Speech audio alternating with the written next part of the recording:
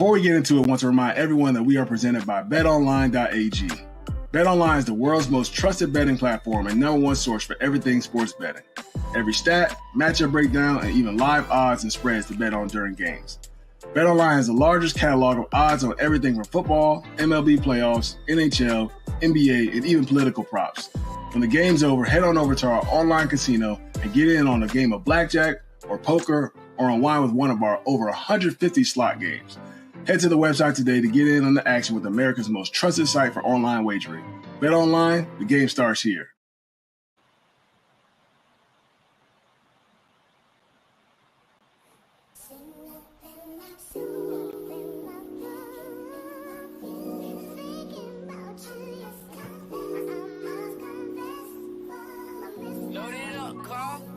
This shit feel like game 7. Put lines up through my S's. Wake up in the morning, count my blessings. Feel like heaven. This shit feel like game 7. If I lose, then I'm going home. Welcome to the Money Down on the Believe Network, presented by BetOnline.ag. Back with another live episode. Appreciate you guys tapping in, liking, subscribing. We appreciate all the love. But currently, right now, we got Monday Night Football going on. We got Ravens-Bucks looking like a solid game. I know my guy Mike Evans went down. I need him for a few more fantasy points. I feel like one of them fans, but hopefully he's all right. But looking like a solid football game. I'm sure this second half will be really good. And you got the Cardinals Chargers going on. The Cardinals are leading right now 7-3. So that's a close one. I'm sure that one will go down to the wire. I know the Chargers are a tough football team, but the Cardinals, they can score some points if they want to. They got a ton of time. They're explosive. I don't know what y'all have seen from Monday Night Football so far. So far, I've been tuning into the Baltimore and Tampa game. Obviously, right? Like you said, needed Mike Evans, you know what I'm saying, for the fantasy thing, man. But seeing that he, hurt his hamstring, which was, a reoccurring thing, but just hope that he okay, can then be able to go later on. But good game. I mean, we looking at two teams that's, going to be in the playoff hunt and in the playoff race, as things go down the stretch. So just being able to see how they match up against each other is pretty cool. But so far, a good game. And, man, kind of need Tampa to kind of get it going, man. Baker tripping tonight, bro. Hey, last game he had 3 books last game. Yeah, he had 3 last game. He a gunslinger, so it's always an opportunity for that rock to get turned over. But that's just him. He's gonna keep throwing it. That's not gonna take away his confidence, which that's the way he's always been. So I'm sure he'll shake back. Make some big time throws. But it's gonna be tough without Mike Evans, though. I will say that. I know they got Godwin, Palmer, a couple other dudes, but Mike Evans, I think he's the guy that really steers that ship. He makes the difference. But we had other football going this past week. We had week 7 in the NFL. It was quite a few good football games. I know I got the call. The Packers versus the Texans, which was a good one. I mean, the Packers defense, they're pretty underrated, man. They do a lot of that double mug stuff that what B-Flow does, over there with the Minnesota Vikings, and man, they gave the Houston Texans fits. If they didn't muff a punt and Jordan Love ain't throw them 2 picks, they might have shut them boys out. They couldn't move the rock. They couldn't throw it whatsoever. Joe Mixon had himself a game, but that was 2 good football teams, kind of like a playoff matchup. Came down to a game-winning field goal with some other solid matchups too. I don't know what stuck out to y'all after week 7. I was gonna say, to me, I locked in on the Jets Pittsburgh game. I think one of the things that stuck out to me was Russell's play. I mean, you could definitely see a difference of and some, we'll talk about it a little bit later too, but you could definitely see a difference in their offense of what they're able to do with Russell in the backfield. And I thought that was huge. I did think that Jets was going to play a little bit better, bringing over Devontae. Obviously, it's his first game back with Aaron Rodgers and whatnot. But that was the one that stuck out in my mind. I'm going to go there, so I got to bring it up. Rams coming off a good win. You know what I'm saying? We only won one time, but it's only the Raiders, man. It don't matter. A win's a win. Anybody can lose in the league. Right. Don't win. Got to make sure I shout out my boys. Got a dub this week, improving to 2-4. So that was a big game this week. Big winners this week. Big winners this week. Did you say so? We had other good matchups too. We had obviously that Minnesota Detroit game. That win as expected. A lot of back and forth, towards the end of that game. I thought Minnesota was going to be able to close it out, but shout out Jared Goff and Ben Johnson. Oh. Has been the first offense to have a plan versus beat flow, and that defense they drew up some good stuff. Completely sliding the line, having the back and the receiver block the edge, got the big play up the seam to Amon-Ra St. Brown. So look, that's what you have to do when you're facing good defense that throw a lot of different looks at you.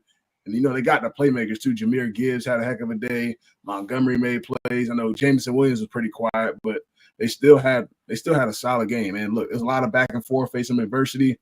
I'm excited to see that second matchup between those two teams. I think it's gonna be a lot of fun. Hey, I was gonna say, y'all boys called that though. Y'all boys called that weeks ago. Y'all said if anybody was gonna be able to do it and beat the Vikings and beat that defense, it was gonna be Jared Goff. He the only person. He the only person, in my opinion, in the NFC besides Matt Stafford that's going to even be able to just, be comparable and try to figure out what they got going on. That was the matchup for me. I mean, I know a lot of us, walking into, thinking about that week ahead, was just thinking about that matchup. Honestly, like to me, that was a preview of the NFC Championship. Obviously, a whole bunch of things happened this past weekend. San Fran lost a couple pieces. I know they got some things going on with guys being injured. I think it just came out today that Debo has been hospitalized with pneumonia or something like that. So, I mean, just seeing just how the NFC's been shaking out. Obviously, Philly's gonna be in the mix, but that game specifically to me was the NFC Championship matchup. I mean, future matchup, and I mean, shout out to the Lions for just being able to go in and also put up that many points against that defense. But then on the defense side of the ball, I mean, they defense, they gave up some points, but at the same time, they played good football. Branch is a monster, like he's a dog, man. He keep improving and getting better. Like it's like I don't know what more he can do to get better, and then he come out the next week and he do something else crazy. So, those two were the matchups. But that Saints, not the Saints, but that Steelers game was real interesting. I know we talk about Russell improving a lot, but I feel like this is things that Justin Fields can do. He just wouldn't take the shots and the opportunities. I don't know if he can. I mean, come on. Some of that stuff was just simply just one-on-one with Pickens.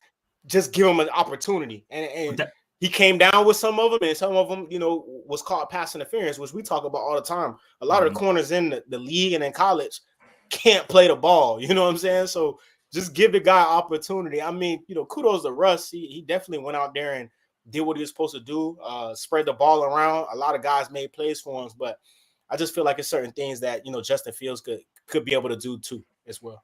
I don't know, bro. Like I hear you, but we haven't seen it. Obviously, he came from an organization that was doomed. Obviously they're doing much better now. So I mean, you can't really say.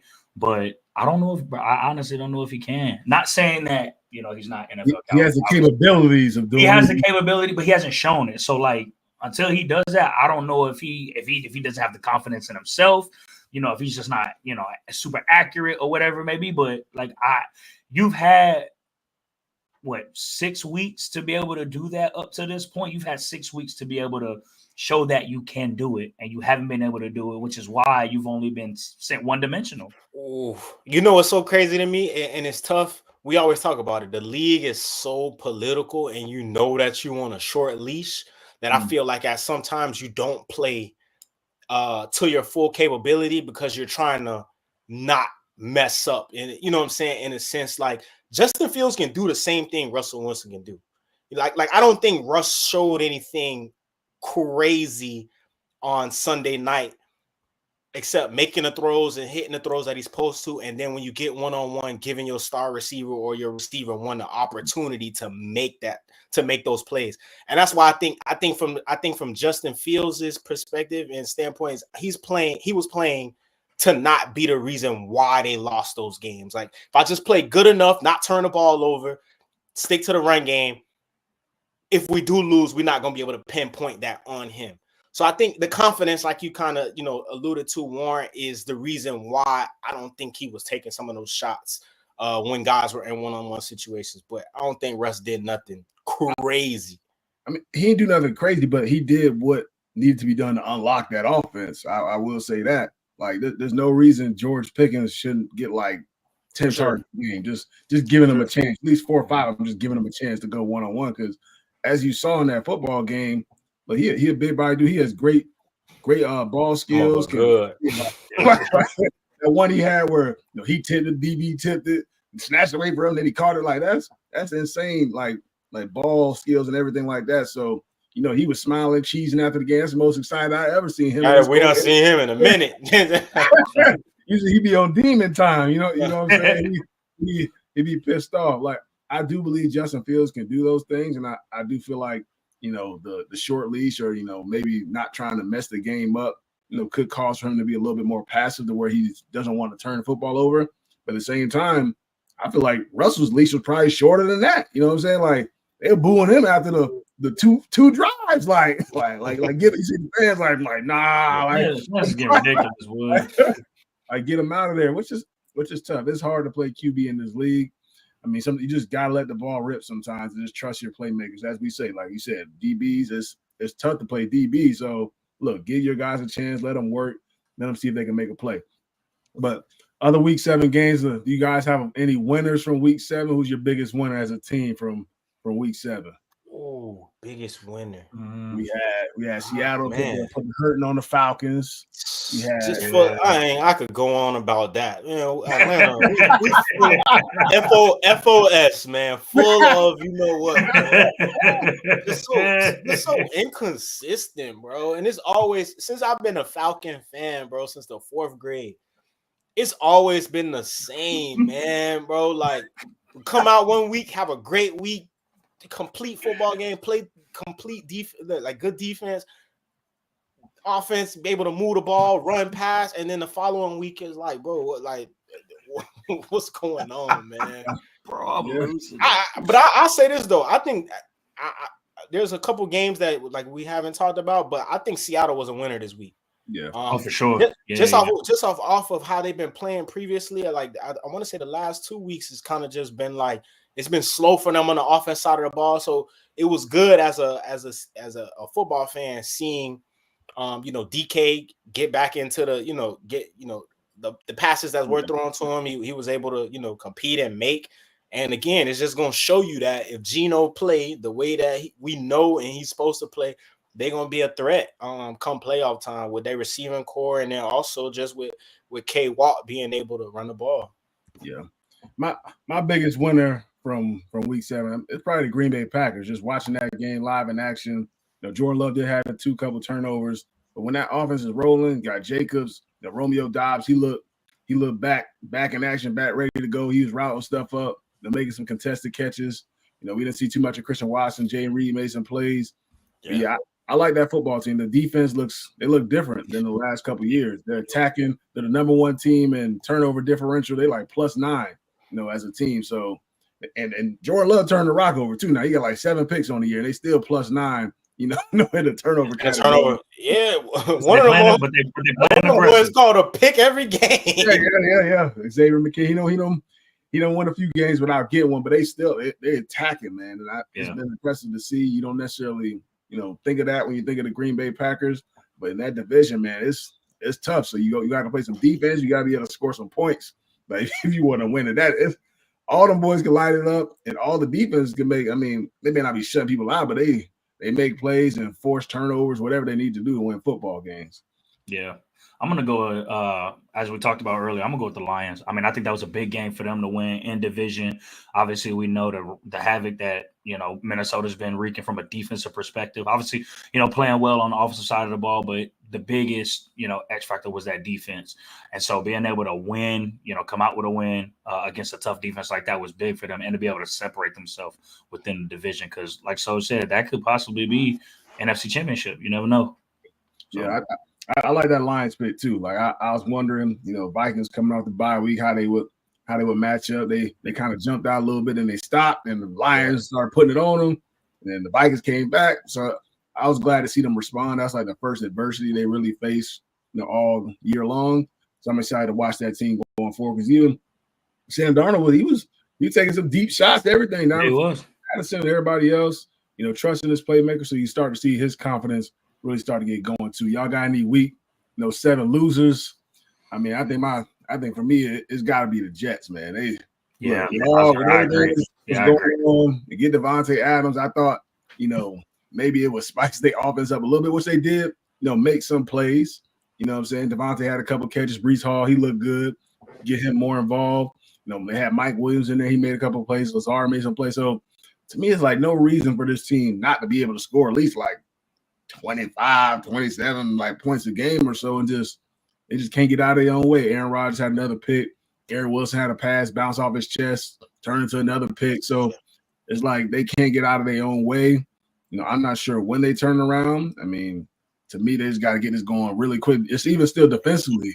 They're starting to get banged up. Like when the corners went down, Sauce Gardner was limping throughout the game and everything. He just kind of gutted it out, just finishing the football game. I don't know about them boys. I don't know if I think it got to be like you said, it needs to be now that they kind of figure it out. And granted, you had a key piece Tay Adams come over, and that should kind of free up Garrett a little bit. We kind of seen that. Like Garrett made some plays, or he had the opportunity to make a lot of plays. Some of them he dropped. So one of them, like you said, you talked about it, hit him in the chest, and the corner was able to make a good INT off of it. But to me, it's just I said it last week, and I'm gonna kind of talk about it again today. Is the defense. Like the defense is they're making stops, and they're not giving up a lot of points. But if you watch the Jets defense, previously before when we talked about them being so good, it just don't seem the same, right? Like teams are able to move the ball on them. Teams are, able to get into scoring situations that they weren't in and giving up last year. So I honestly don't think until they get that deep with the whole situation on defense, if they don't get that together, I think they have no chance, because it's evident that things are slow right now on the offense side of the ball. And we're going to be in games where it's like that, where it's going to be in stretches where our offense just can't put it together. Yeah, and we're going to have to rely on our defense. And, it's going to be vice versa too, where our defense not going to be able to get stops and our offense got to put it together. But I just think right now for what they in, if their defense don't pick back up, then it season's doomed for them, bro. Yeah. I guess another, week 7 loser. I know Carlos put it in the chat, not too long ago. It's got to be San Fran. It's not just because, that they lost. They starting the injuries starting. You already got bug, boy. You already got, McCaffrey. Who knows when he'll be back. Ayuk done for the year. Kittle banged up. Jennings missed last game. So Debo out. Debo in the hospital now. So we talked about it a little bit early on. Yeah, Ricky Purcell. Our division talk from the season. I know, bro. Man, not looking real pretty. Hey, but kept my mouth shut. You heard me. I kind of talked about that window. We all kind of talked about that window. Kind of being closed. Over with. It's really starting to shut. It's done. And not saying that they won't be good, but that winning that Super Bowl, I think that might be out the window for those guys, and it sucks. Because we know how dominant they've been over the last several years, not being able to get over the hump and actually win the big game, but attacking defense, explosive offense, just hasn't quite been that all year long. And the injuries that are piling on it's hard to watch, because it sucks, man. You definitely want to see teams have all their star power, all their best weapons. I mean, when you're watching them on Sundays, Mondays, Thursdays, whatever it is, it's hard, man. I don't know what it's going to look like for that team going forward. Yeah, I think it's. We talk about. I said it the week of maybe the week before, a couple of weeks. That window over with, man. And I don't think. Hey, what is it? Yeah, it's over with. And I feel like as an organization and players, you don't feel that because you're obviously confident in yourself. And then when you keep getting to, like when you make it to the NFC Championship, but your quarterback situation, that whole quarterback deal that happened, and you like, man, like. If we would have had a quarterback, we could win that game. Then you get to the Super Bowl 2 times, and you both, I guess, kind of lose it. One off, a throw that Jimmy G doesn't make. And then, the Super Bowl last year, I mean, could have went either way. There was some couple plays in there that I'm sure they would have liked to get back or done differently. So you don't never really feel like that window's closing. But I think right now, just dealing with all the injuries, man, obviously the contracts and stuff that's going to either have to be dished out, or you're gonna have to pay your quarterback next year, or something like you gotta pay some people. Yeah, and you've been paying people. Just pay, Brandon Ayuk. He hurt Trent Williams. Trent, Trent Williams. Like stuff just gonna start stacking and being too heavy to the point where you're not gonna be able to. You're gonna have to pretty much go in a rebuild mode. So, man, I think it's over with for them boys, man. And the way that the whole NFC kind of rolling right now with the NFC North, and then Let's it's too much. It's too much. It's too much going on for them. Let's look at the NFC. We got Washington 5-2, Philly 4-2, Minnesota 5-1, Detroit 5-1, Green Bay 5-2, Chicago 4-2, Tampa 4-2, Atlanta 4-3, Seattle's 4-3. So yeah, it's tough, man. I don't know when or if San Fran can turn that thing around. I mean, I do like the way Brock Purdy's been playing. He's been pretty decent. I think he's gonna have to get paid. I mean, I'm sure he'll get paid, $50+ million, and I don't know how that affects everybody else on the team. Does he though? Yeah, for sure. He's been playing pretty good, man. I had to give him that. Like everybody was, can with the game manager thing last year. I think he's taking a step. That boy throwing the ball down the field like crazy this year. For sure. Typically see that team, they just really play action, hit guys across the middle of the field, quick screens. It's been different this year. They've been taking some deep shots down the field and hitting. He's been hitting them, and he's been using his legs a little bit more too, extending plays, without some of his guys too. So I think it's been impressive, from his part. So I gotta give him a ton of credit, man. That's the market too right now, Warren. You know what I'm saying? It is. You're right. So it's kind of one of those things. Like if you catch on fire at the right time, no matter what you gotta pay it. So I mean, look. Daniel Jones getting $40 million, Trevor Lawrence getting like $50 million. You got the other guy, so like, come on. And not one of them playing. Tua getting $50+ million, and he banged up and stuff. So, or he has been banged up. I mean, Brock Purdy's been available. He's been playing. He's been gaming. If I'm Brock, I need 55. I want top dollar. If Trevor Lawrence, which I'm a big fan of Trevor Lawrence, he's been struggling a little bit this year, starting to pick it up a little bit. But if Trevor Lawrence can get down, be like, hey, come on now. Like, I've been handling my business. I know I got a ton of weapons and everything, but look, I'm doing what I need to do. You can't. Tua can get it. Yeah, Tua. I don't know. You said if Tua can? Hold on. You think Tua gonna get paid again? No. I'm saying $50+ million. Okay, if Tua can get it, he can get it. Okay. Okay. For sure. Okay. I mean, you're talking about somebody he done been to the NFC Championship two times? Twice. Yeah, twice. Yeah, twice. Obviously, when he got hurt in, and then he went in a Super Bowl appearance. Like, you gotta pay him, bro. Yeah, you gotta pay him that money. And speaking of Tua, they have him designated to return off injured reserve. This week they expect him to try and go out there and play on Sunday. Like, what do y'all expect from him? I mean, obviously the Dolphins been struggling to score. You see, guardian cap. You said what? Better put a guardian cap on to protect yourself at all costs. But I'm being realistic, bro. Like we've seen that there've been studies and things like that of what repeated concussions can do to you from a health standpoint. So if you're gonna come back, I get it. Like he had an interview today. They asked him if he was gonna wear a guardian cap, and he said, "Nah." Like I get it. Like you want to not worry about it. You don't want everybody to be focused on it and things like that or whatever that may be. But, bro, you have to protect yourself. And if the guardian cap is going to help you, bro, bump what it look like.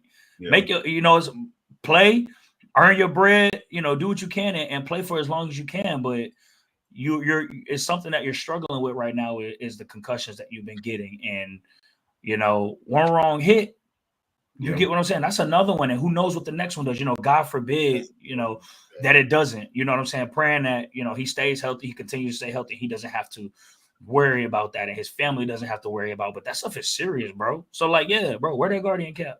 It ain't, like you said, it ain't to me, in my opinion, it ain't no other concussion after if he has another one. Yeah. Like, I don't think we've ever seen the NFL kind of like, hey, bro, like, nah, it's over with. But if he was to have sustain another concussion, this is actually a moment where I think the league will make a player stop playing. My thing with him is cool. You don't want to wear the guardian cap, like Lo said in the comment. It is a pride thing, right? Which I get it, but good point. My thing with Tua is, bro, slide, man. Like, and I know all of the hits and stuff, isn't aren't inevitable. Like sometimes you're gonna get hit and you're gonna fall certain ways, and you may get hurt like that. But I feel like if it's in your hands, you in the pocket, you moving, you feel like you can't do too much, man. Just slide and get down, bro. Play another play. And I think that's why he's in the situation that he is in with this past concussion. Just too much pride, not being able to slide, get it in the game where you're down. But man, you gotta think about yourself, bro.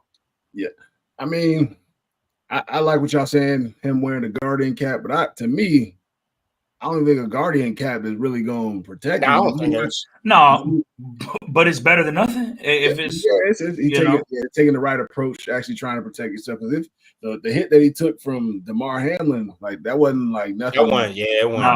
Like that kind of getting hit the wrong way, and you can get concussions that way too. So, look, man, I definitely hope the best for the kid. I don't want to see him get any more concussions throughout his entire career. I'm not sure. What steps he can take to try and avoid it. Yeah, slide. But a lot of his, but a lot of his hits haven't been from him getting out of the pocket and not sliding. It's been in the pocket. Sure. So that's what I'm saying. Like, if majority of your concussions have come from being in the pocket and like getting sacked and your head, recoiling off the ground and things like that, help yourself. You know what I'm saying? Do what you can to keep yourself playing if that's what you want to do. Obviously, be smart about it and 100% happy that he's back and playing and that he's ready to get back in. But you have to take that next step to keep yourself protected, especially if that's where a lot of your concussion have come from. Maybe the Guardian cap does help a little bit with something like that. Or at least, help prevent it a little bit more, but you got to be smart. I wonder how much of that, and this is not I'm not even just talking about touring this, but I wonder how much of it is, players like it messing with players' swag, dog. The reason why some people, I just wonder, bro, because at least they make it look like your game, but that's your mistake, bro. But a couple of people that I talk to that are in the league, they like, man, so I ain't wearing that, like it looks stank, man. So I wonder how much of that is like it just don't look good. It just look like you got a tall T on your helmet. Like I don't know. Like no, I definitely get it though. Like I'm sure it protects. I'm sure. Please help me, man. Right here. like a little beer cover when you're not trying to hold a. You trying to cut it? I know what you're talking about. Yeah, man. Oh boy, it's crazy.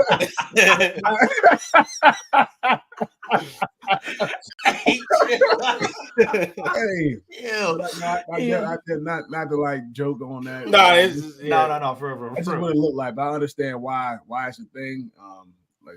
I know JT, he wore it during the preseason and everything. He didn't wear it, in the regular season.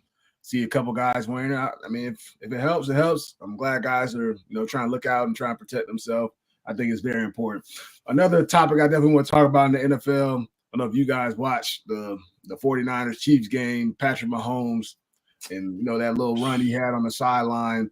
Well, I got to call my dog out, and he's using the rules, to his advantage. Not being able to hit the quarterback hard and all that, especially on the sideline. He's run up the sideline, defenders, you don't know whether he's going to step out of bounds, whether I can hit him, whether not to hit him. And he cut back on you, get another extra 20, 30 yards. 30 off that. It's messed up, man. It's hard to play defense in this league when you got a guy like Mahomes, which you put a finger on him. They throwing the back. And the thing is, too, he sells it too. Like if you don't even touch him, he'll throw the ball in the air, roll on the ground. LeBron 2.0. Oh yeah, he might be worse than LeBron if you watch some of the flops that he does. And typically he gets the flag. Which look, I mean, I get it. He's trying to take advantage of the rules. That's what most people try and do. But yeah, I think NFL gonna have to let. I don't know what they gotta do, but NFL protecting their money makers is what they do. For sure. They protecting their money makers. And you know what's crazy? BS rules in place to protect their money makers, to handcuff the defense, because everybody know we want 1,000-yard offensive performance week in and week out from every team. They're gonna handcuff the defense as much as they can to try to make it exciting for the fans.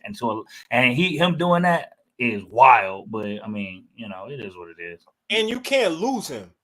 Like he is the moneymaker of the NFL right now.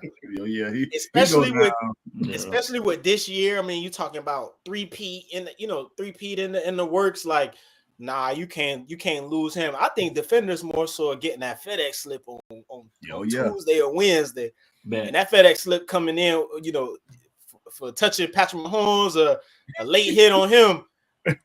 It traditionally might be, 10, 15. That thing might be 30, 40. Hey, let it be let it be somebody that's, making 50 a year, 40 a year, and take that shot. Let them try to step. Hey, let it be a big game like the playoffs or the Super Bowl. I don't care what you say, bro. Nobody losing 40 hurt.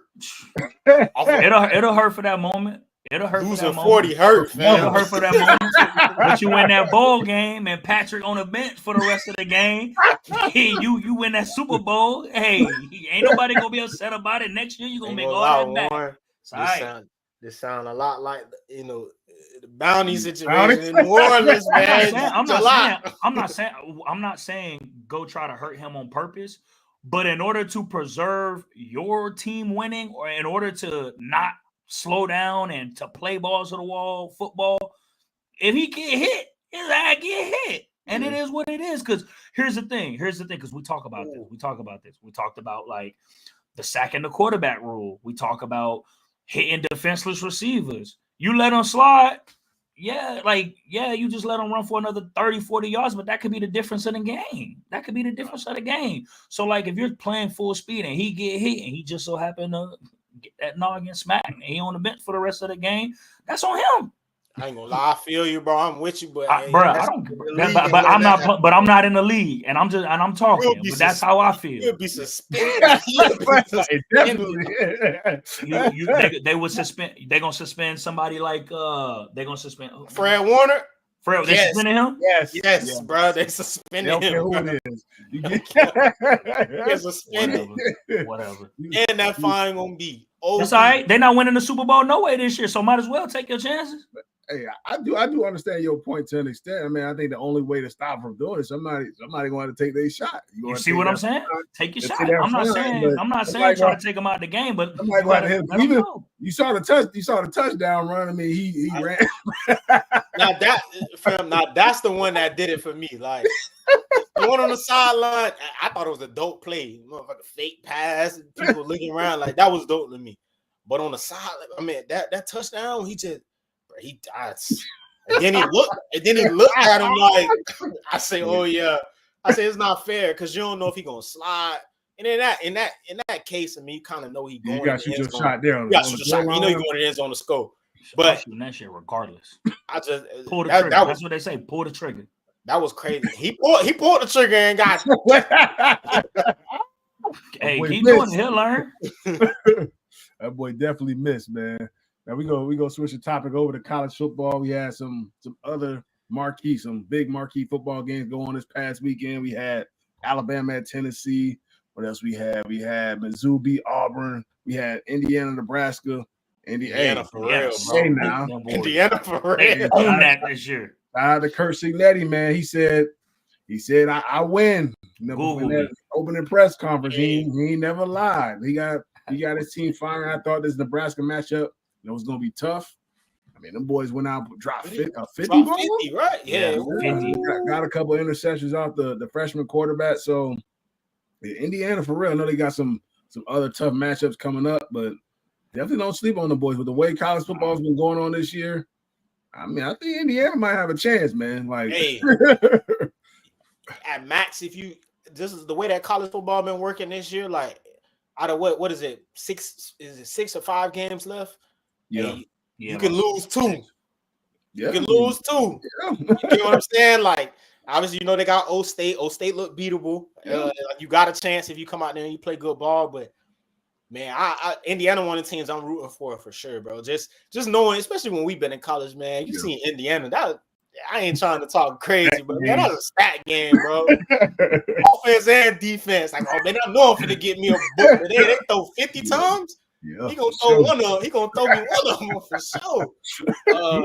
But they just playing good ball. So to see Indiana go from the baby steps, go from being a laughing stock of the Big Ten to now, you know what I'm saying, being able to play good ball, bro. You gotta shout out to boy. That joint definitely. I think a lot of my career games Wisconsin lost. That game, boy. We probably done put a 70 on them boys every year. Hey, we played Indiana. It was raining one time. I was like, man, my senior year. I caught a book that game. Yeah, first play. I went 93. That game, bro. Oh, but like I think my junior year. Was it my junior or my sophomore year? One of those years, bro. It was pouring. I was like, man, damn. I know they was going to throw that thing 40, 50 times. It was raining, though. But, yeah, they putting it together. Yeah, for sure. Definitely great. We had Tennessee beat Alabama. So, look, like I call this like when we play one Bama. more, they out of there. Yeah, I mean, they don't look like a top-tier football team. Look, they can still maybe sneak their way into the playoff and all that. They just don't look dominant to me. I know it's a lot of other stuff, a lot of other problems, but Milroe hasn't looked like himself. I don't think he's playing confident right now as a passer, even as a runner. I mean, look, whenever you step on that field, Milroe, you the best athlete probably on that field. So to me, I want to see him get his confidence back. Like I know, like they've lost a couple football games, but whenever he gets back into that zone, they're a tough football team to stop. But shout out to Tennessee, they handled their business. Made it tough on them boys defensively, offensively. Came out there, won that football game 24-17. It's weird. It's weird to see Bama, struggle. It's been some time since we've seen them, lose a couple football games and, may not find their way, into the playoff. It'll be interesting to see if they do. I mean, I know they're going to try and get, as they say, they trying to get 4-5 SEC teams in there, which they definitely not going to leave Alabama out. They only got 2 losses. Yeah. So what y'all thought about Alabama taking another loss? If they take another loss, it's got to be done. I mean, they're sitting at 15 right now. You have 2 tough games over the next couple weeks. You got Mizzou, who's a team you can't sleep on, and then you got LSU and LSU's 8. They've been rocking. Now again, you said who? But you never know though. But you never know. Mizzou suck. Hey, I don't disagree with you. I ain't with it. I don't disagree with you. But again, it's gonna be a tough game. With the way Alabama's been playing. If they continue to play the way they've been playing, it's gonna be a tough game for them. So that's a game they have to win. You have to go beat LSU. If you lose to LSU, that's it. Yeah. If you lose to Mizzou, who's sitting at 23 right now, that's it. Like I personally am excited about not having Alabama in the top 12. I'm tired of seeing Alabama win everything, boy. I'm a hater, boy. I have a program that ain't sniffed a playoff. I've been part of a program that ain't sniffed a natty, and they just smoked us in week 3. What? Alabama been in that thing every year, boy. Hey, James, been in that thing every year. The people sounding like, man, when y'all was on y'all run, man, people just hating. I know, but but this is different though. My dog was on the squad. I was happy about that. I wasn't tripping about that. This man put in work in camp and all that stuff, just like the other teams. Hey, for sure. So why you hating on Bama? I'm just trying to see something different. Somebody different win. I'm trying to see somebody different. I'm trying to see Loyola win. I'm trying to hell no. Hey, I'm trying to see who was in the top? I'm trying to see Indiana get a win. I see James Madison go out there and win a chip. Try CJ. That'll never happen, bro. I ain't gonna lie to you. I think like more and more as I see it, bro. I don't know, man. Oregon, we probably get I was picking Ohio State at first to win the Nash, but man, if Oregon's able to play how they've been playing, the weapons they got on offense, and then if they defensive line, that's the key piece, boy, man. Shout out to the big boys up front. Them boys is what's making that engine go. You got a good pass rush. It's gonna be hard to beat you, especially down the stretch. I just think it's gonna be tough for anybody, man. I can't bet on anybody right now. With the way college football been looking, you got a 12-team playoff. I don't trust nobody. Yeah. I don't trust nobody. I don't care if you're undefeated or everybody's smoking each other right now. And it's about to get even crazier in these next couple of weeks. Everybody play each other. Yeah. Rivalry week coming up. Especially in the SEC. But like to Bama, man, I just feel for them because I want Jalen Milroe to be in the conversation as all the quarterbacks that's getting, that's in that top, 5 quarterback range, for this upcoming draft. Just because, obviously I want to see the brother do good. They kind of try to put him in the box like all he could do is run. And early on in the year, he was throwing the ball really, really well. Just these last couple of weeks, we talked about it in the group chat, like this was the game, this past weekend where if you're an NFL scout or, GM or whatever, you're going to bring up this game because it was a lot of throws that he missed. Yeah. Dude's wide open that he just missed that, he going to have to answer to. But, my thing with him is, man, use your legs. Like, that's what makes you special. When teams are dropping all these guys in the zone coverages and they giving you those 5-10 yards, man, go be special and pick that up because that's going to change the way teams play you. When you play to how they want to and they dictate how you're, the quarterback playing, they got you from that point on. So just moving forward, man, use your damn legs, bro. Use them. Got to.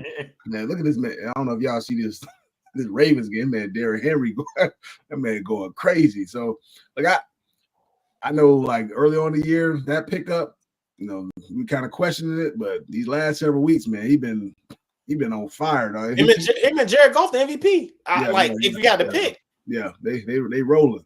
Definitely rolling. So he just he almost went and broke another one for it to stiff arm Antoine Winfield a little bit on that sideline. That stiff arm definitely undefeated. But to keep it in, the college football, we also had, Georgia, Texas. Georgia went out there, handled business, jumped out on Texas.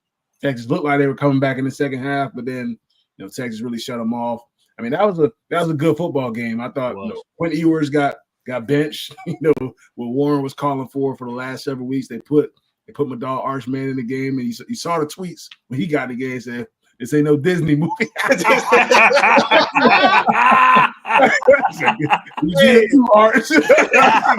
see now.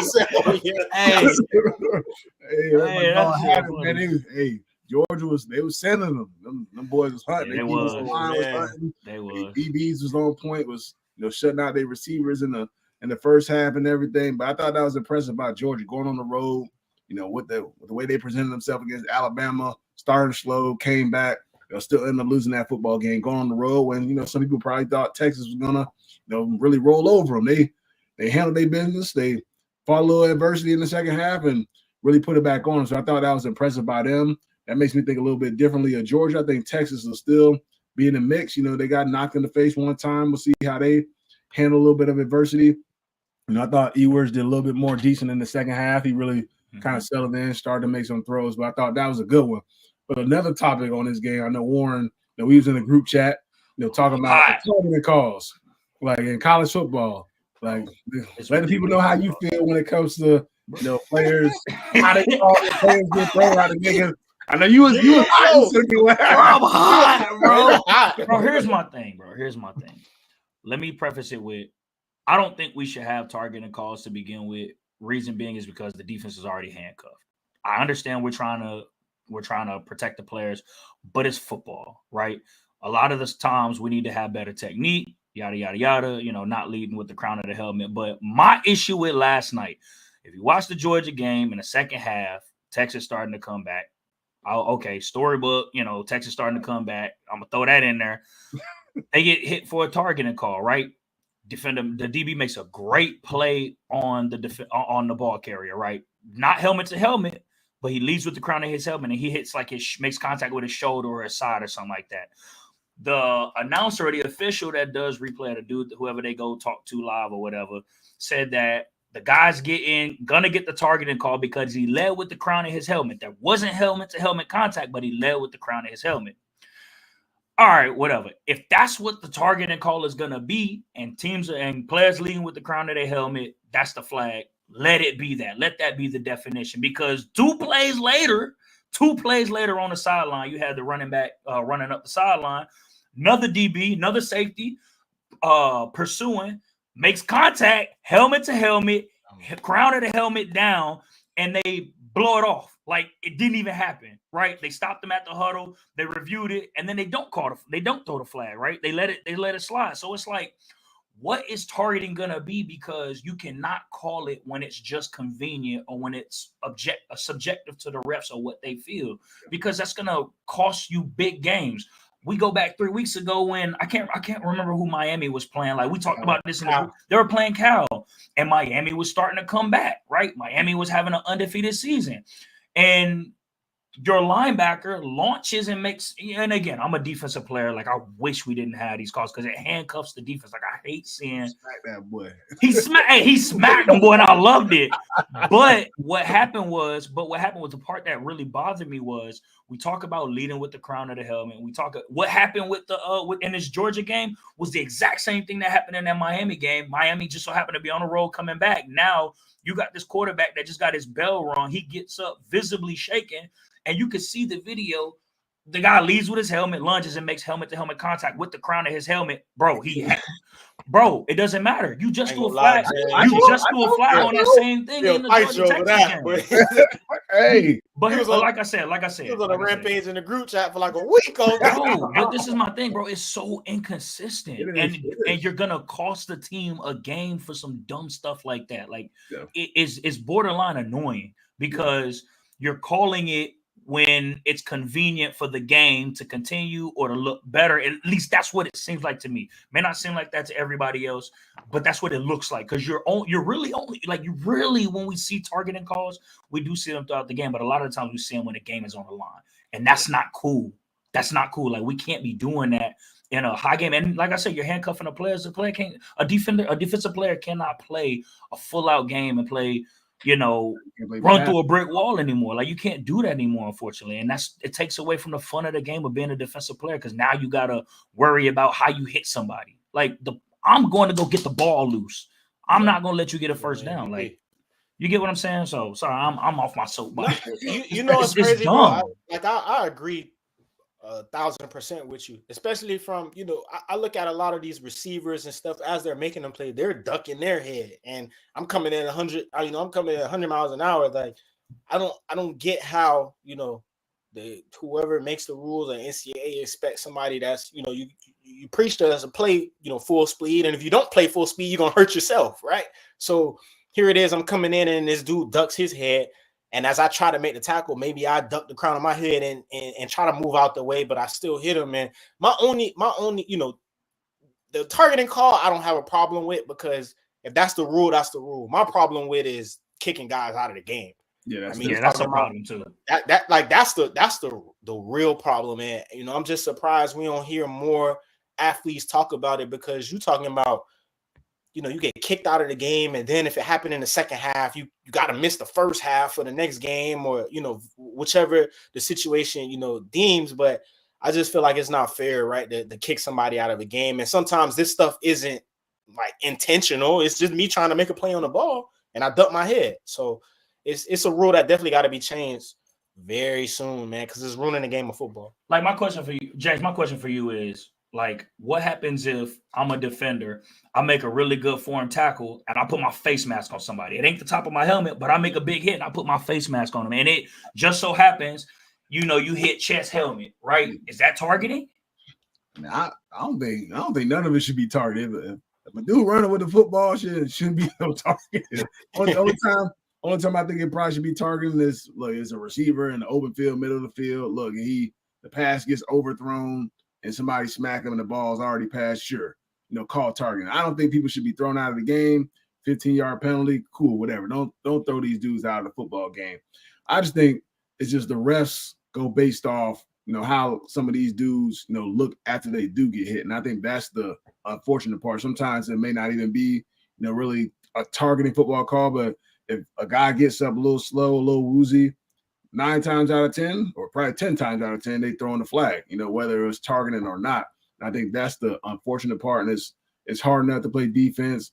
It's hard to kind of, it's a millisecond or, half a second decision that defenders have to make when, the ball's being thrown. You're trying to break on it. Should I hit him? Should I try and swat the ball? Should I go for the interception? Like, I'm not sure you can. And then, a lot of dudes, as receivers, which I've seen, and being a guy who's caught footballs and everything, Like a lot of guys, when you go to catch football, you know somebody about to hit you. You catch them, you kind of curl up. You know what I mean? So your head ended up going down. So it's not a big target for dudes to hit. A lot of times your helmet's in the way. Like it's tough, man. And I just don't like that they throw these young kids out of the game, especially you get thrown out in the second quarter and you're missing some of the next games, like all that. I think that's a crazy rule in itself, but they definitely got to do a better job, working on that. I think they really need to change it. As far as like if somebody's running with the football, it shouldn't be no targeting call. Like I get it, guys lowering their head, it's dangerous and everything. That's just the game of football, man. Like I know it's not fun to look at, probably as a fan or a spectator, but that's what we signed up. Fans and spectators like big hits. I mean, some of them. I mean, I don't know what everybody does, but. And what throw me off too with the targeted thing is like it'll be a play that maybe a ref even missed, and they'll stop it and like review it. We don't get that for other calls. Like when you got pass interference down the field in a game changing situation. Like if this call, you're talking about determining a game, you can't. If a ref misses it, you can't review that. But here it is with targeting. Like it could have been a big hit and the ref ain't call it, and I've seen it where they'll stop the game, and it's like, they're stopping it because it's getting reviewed by the booth, and then boom, it's called, it's targeting. So I just think it's an unfair rule, and I get the reason why college, football has been trying to make it an emphasis because you do want to protect players, especially with the whole neck injury, concussion injuries going on and stuff right now. But I just think if it's going to be that, like crucial as far as to kicking players out, you got to be able to have, some more rules to kind of help out the defender. Like if it's not intentional that you was trying to really, hurt this person, like, all right, a 15-yard penalty, which in college football, that's a lot, college football and the league, like 15 yards is bro. It's gonna cost somebody a game. One of these games, or a championship. It's gonna cost somebody a championship the way they're calling it, bro, because it's just super inconsistent. Like, if there's a real definition for what targeting is, bro, they're not sticking to it because they call it targeting every which way. On BS, they passing up the real stuff. Like, it's got to be consistent. It's got to be the same across the board. It's got to be much better. And kind of switching the topic, but kind of on the same topic of questionable calls. The WNBA finale last night. We had the New York Liberty and the Minnesota Lynx. We had a questionable call at the end of the game. The Lynx were up 2 points. At the end of the game, the Liberty had the ball, which it very well could have been a traveling call, in my opinion, on Breanna Stewart. They didn't call that. They make a questionable foul call here. You can watch it for yourselves here. You definitely travel with your this is similar to me. Like it's like the targeting calls, like NBA, WNBA, whatever it may be, where it's these tough situations that refs are put in, which I don't think that was a foul call in that situation. And look, the Lynx head coach, what's her name, Cheryl? I gotta go to town. She said that shit was stolen from us. Which look, I can say you can hear from her mouth. All the headlines will be Reeve cries foul. Bring it on, right? Bring it on. This shit was stolen from us. Bring it on. I feel you, coach, man. That's the tip. I feel you. It's tough, and that was the New York Liberty's first ever championship. So I mean, hey, maybe the refs and everything, they trying to help them, get their first trip for for the city and all that. And look, it's tough. I mean, most coaches don't like to call out the refs, but in that point for a championship, I'm calling them out too. I'm hot. You know what I'm saying? That I don't think that was a foul, and I mean that essentially was the game. I know they went into overtime, had a chance to win it, at that point, but that's deflating, as a team where you think it's not a foul, they call a foul, they go into overtime, and you kind of still thinking about that and end up probably losing by 5 points, whatever it may be. That hurts. I think refs, got to be a little bit more accountable when it comes to these type of situations. I know it's tough when the game's on the line. They definitely got to be better. Nah, you being nice. Refs need to get that crap together.